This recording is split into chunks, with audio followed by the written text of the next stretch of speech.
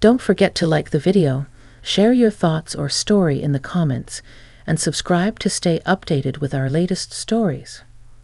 Now, before I begin, tell me, where are you watching from? I'd love to know which cities and towns are joining me for this memory that stayed with me for years. It was a late autumn afternoon when the air carried that distinct scent of fallen leaves and wood smoke drifting from chimneys. My small kitchen, with its pale yellow curtains and shelves lined with old jars of jam, felt warmer than usual. I had put the kettle on, the familiar whistle echoing through the house, and set out 2 cups on the table. My nephew was visiting, something he rarely did on his own. Normally, he came with his parents, but this time it was just him, tall and quiet, carrying with him an energy that I couldn't quite read. I busied myself with the tea, perhaps a little too much, stirring honey into the pot even though he preferred it plain. I felt an odd mixture of nerves and comfort. Nerves because I wasn't sure what had brought him over unannounced, and comfort because his presence reminded me of the little boy who used to run barefoot in my garden, chasing butterflies. He sat down at the table, his hands folded, looking older than his years in that moment. The steam rose between us, curling like a curtain, softening the silence until finally he broke it with a smile. "Auntie, do you remember the evenings we used to sit here when I was small? You'd make me tea in the same cups, and I'd tell you my dreams as if they were secrets too heavy to keep." His voice carried a tenderness that pulled me back years in an instant. I nodded, my throat tight. "Of course I remember. You always wanted to be an explorer then, didn't you? Said you'd travel the world and send me postcards from every corner." He chuckled, though it faded quickly, replaced by a seriousness I wasn't used to seeing on his face. His eyes, those same wide eyes from his childhood, now carried something deeper, heavier. He lifted the cup, held it without drinking, and sighed. "I didn't just come here for tea. There's something I need to tell you, something I've been holding on to for a long time." The kettle's residual hiss seemed louder in the pause that followed. I could feel my heart thudding in my chest, an odd mix of anticipation and worry. I leaned forward slightly, resting my elbows on the table, the way I used to when listening to his stories years ago.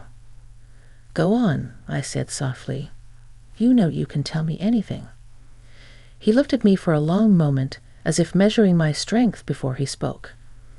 And when he finally did, his words carried a weight that seemed to shift the very air between us. What he said over that cup of tea didn't just stay in the room.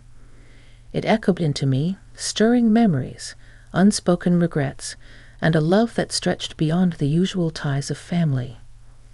In that quiet kitchen, as the last light of day fell across the faded tablecloth, I realized that the moment would never leave me.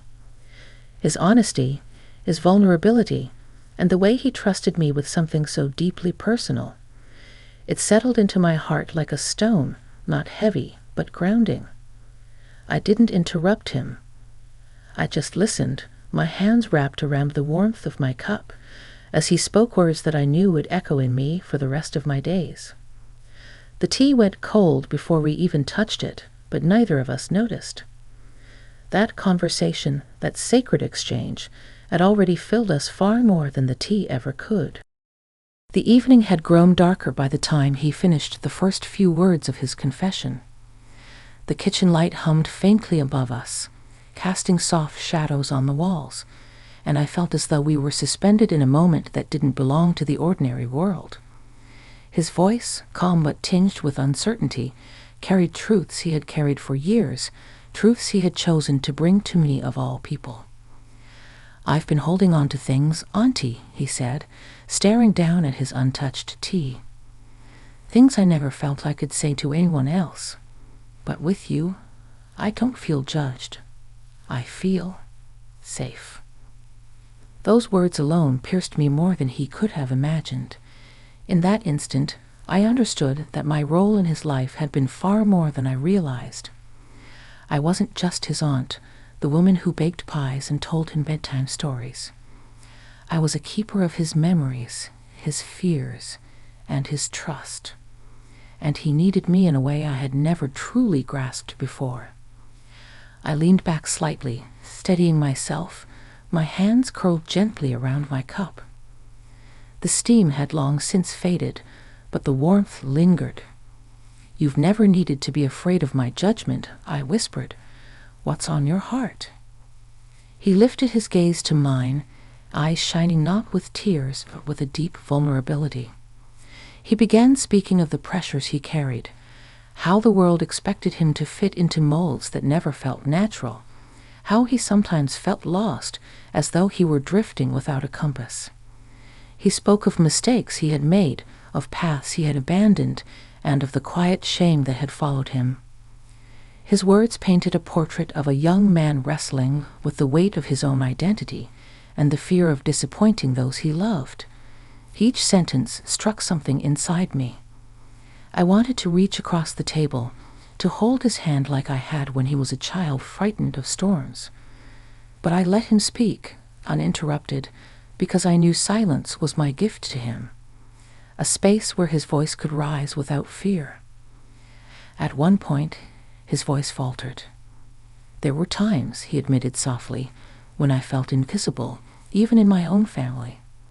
But you—" He paused, swallowing hard. "You were always different. You listened. Even when I didn't know what I was saying, you heard me."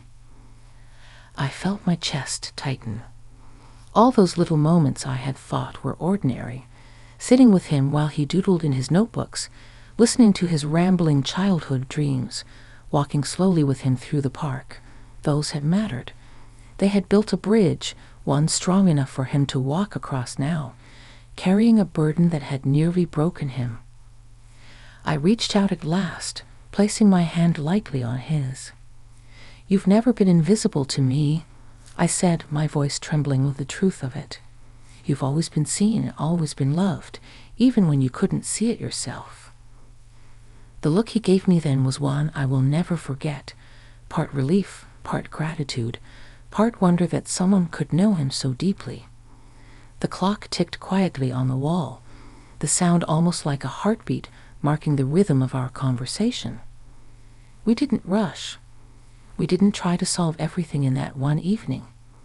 Instead, we let the words hang between us, allowing their weight to settle gently. He spoke, I listened.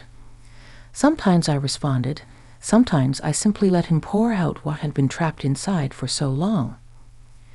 By the time he paused, his tea stone cold, the world outside was pitch black, but inside, the kitchen glowed with something far brighter than any lamp could provide. I realized then that this wasn't just about what he needed to say, it was also about what I needed to hear. His honesty drew me into a place of reflection, making me consider my own silences, the things I had tucked away over the years. As I cleared our untouched cups from the table, I felt a quiet shift inside me. What my nephew had trusted me with was not just a story. It was a gift. And though his words had been heavy, they also carried a strange lightness, like the first rays of dawn creeping over the horizon. That night, as he left with a small smile and a promise to visit again soon, I stood at the doorway long after his footsteps had faded, knowing that his revelation was only the beginning. That night after he left, I sat alone in the kitchen, the faint smell of tea leaves still lingering in the air, and I let the quiet wrap itself around me. His words replayed in my mind like an echo, sometimes clear, sometimes blurred by my own emotions. I found myself tracing the rim of my empty cup, thinking of how much weight one simple evening could carry. As I stared out the window, watching the street lamp flicker against the darkness, I began to think about my own life. His courage to open up had stirred something deep inside me. I had lived through seasons of silence, moments when I too felt invisible, though I had never dared to name it. When I was younger, I carried responsibilities heavier than my shoulders were ready for. I told myself that if I kept busy, if I cooked, if I worked, if I cared for others, I wouldn't have to face the hollow spaces inside. But listening to him had awakened memories I hadn't touched in years, The quiet loneliness of my own youth, the way I had longed for someone to see me not as strong or dependable, but as a woman with fears and doubts. I realized that perhaps I had spent much of my life giving comfort to others because I knew how much I had craved it myself.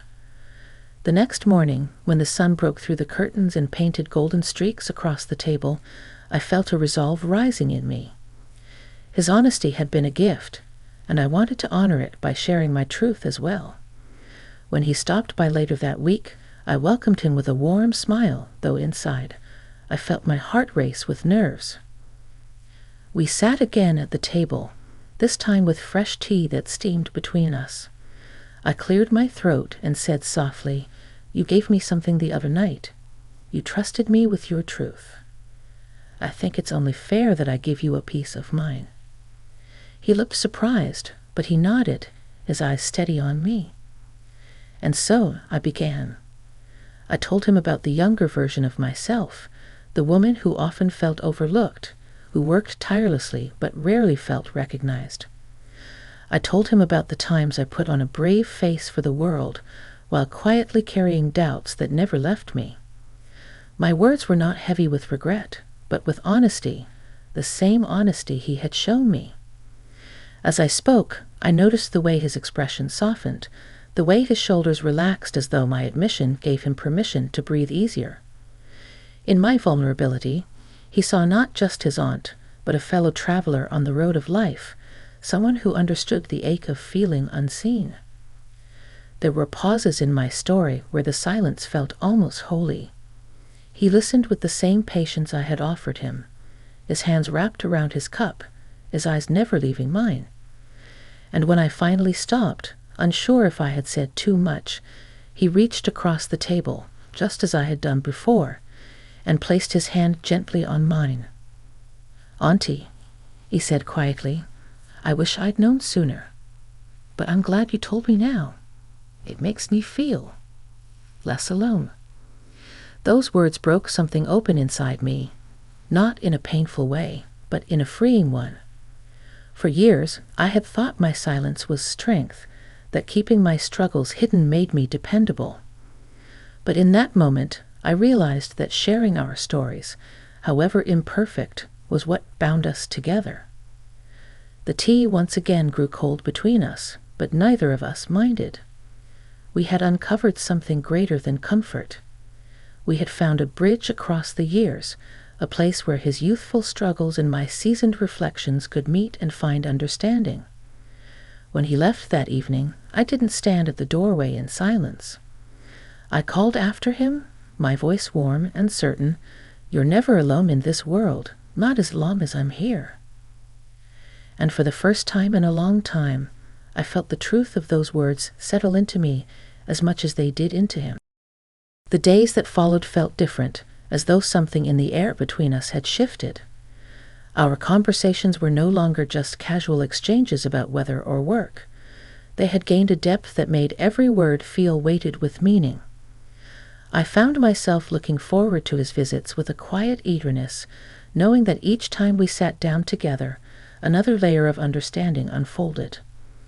One evening, he came by again, carrying a small bag of pastries from the bakery down the street. We laughed as he set them on the table, joking about how neither of us ever remembered to eat the tea we brewed, but somehow pastries seemed too tempting to waste. It was in that laughter, light and unforced, that I realized something important.